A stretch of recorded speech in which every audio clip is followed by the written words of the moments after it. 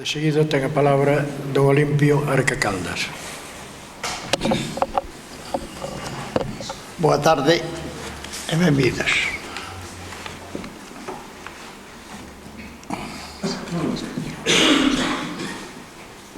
Que poña outra presentación. Por experiencia, sabía que presentando o roteiro polo compañeiro David Otero, pouco literariamente quedaba aún para dicirlle. E esa mesma reflexión fixenlle a Raquel, pero Raquel dixo que fora, bueno, estou aquí e teño-llo agradecido. Xa na parte artística hai que alabar precisamente todas esas reflexións que nos acaba de facer Pablo. Eu cambiei o roteiro polos camiños, que camiños son os roteiros que xa se andaron ou se andan.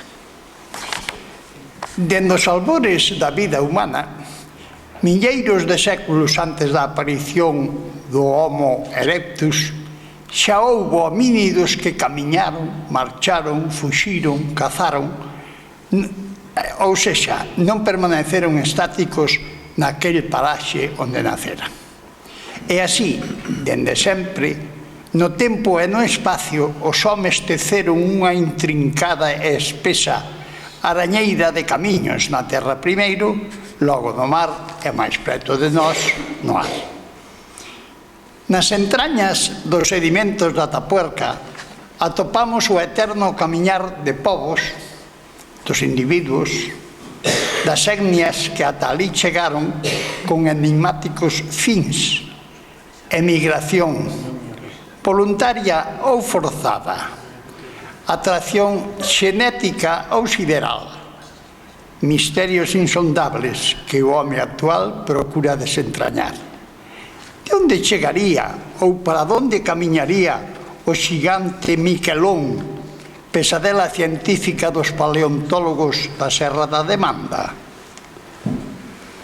Seguimos a historia e seguimos facendo camiños. Camiños de emigración, suevos, vándalos, alanos. Camiños de fe, romeiros, palmeiros, peregrinos, caabeiros. Camiños de conquista, hunos, árabes. Cruzadas, camiños de comercio, ruta das casitérides, ruta das Indias, ruta das especies. Camiños de descubrimentos, a volta ao mundo, Colón, exploradores de África. Camiños de escravitude, arribadas a Liberia, a Costa de Marfil, ao Congo, a caza do home de cor con destino á civilización. Camiños de folganza, Costa do Caribe, ruta do viño. Camiños históricos, ruta de Don Quixote, Aralar ou Guernica. Camiños, sempre camiños. Pero nese camiñar os povos, os homes, van deixando en cada corruncho, en cada aresta, en cada revolta do seu vieiro vital, un algo, un anaco, un chisco da súa personalidade, do seu pensamento, das súas ansias, dos seus debezos.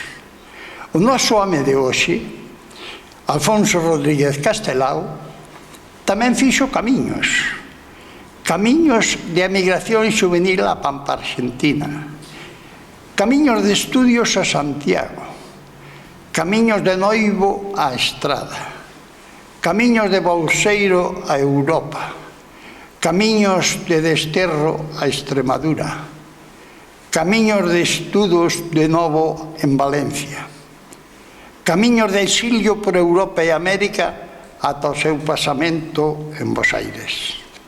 Segundo confesión propia deste distinguido camiñante, en todos estes camiños deixou a recendo nacionalista, perfume que, sin dúbida, ha de enchoupar aos afortunados camiñantes deste magnífico roteiro.